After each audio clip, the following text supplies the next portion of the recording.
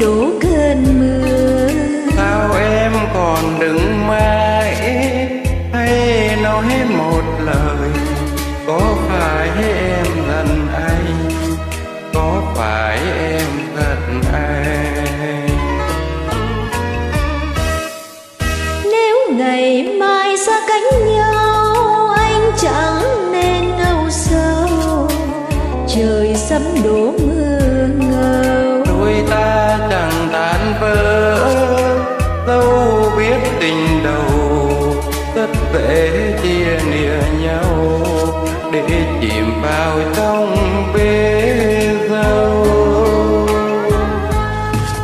yêu nhau từ độ nào mấy mùa chẳng nên cao. Thiết tha cho mối duyên đầu, để tình đôi ta bền lâu. Mùa thu lá bay bay thật nhiều, Kỷ niệm càng thương bấy nhiêu.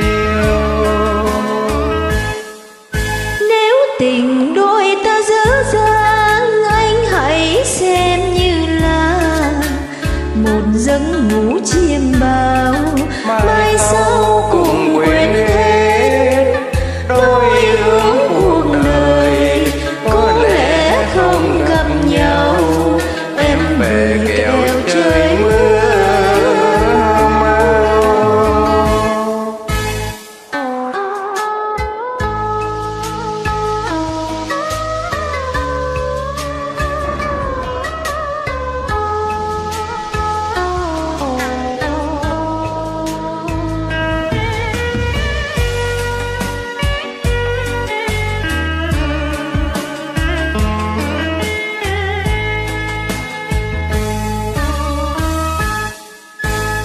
chiều nay không có anh, ai sẽ đưa em về?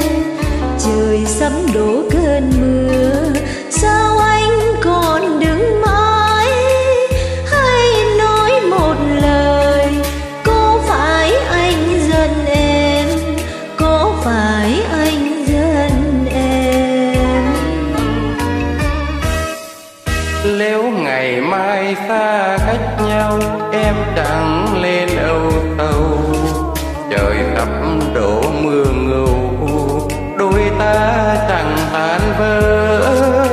Dẫu biết tình đầu rất dễ chia lìa nhau, để chìm vào trong bể dâu.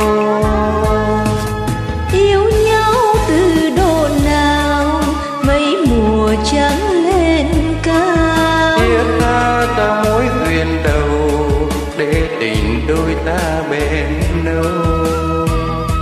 Mùa thu lá bay bay thật nhiều, kỷ niệm càng thương mấy nhiêu. Nếu tình đôi ta dở dang, anh hãy xem như là một giấc ngủ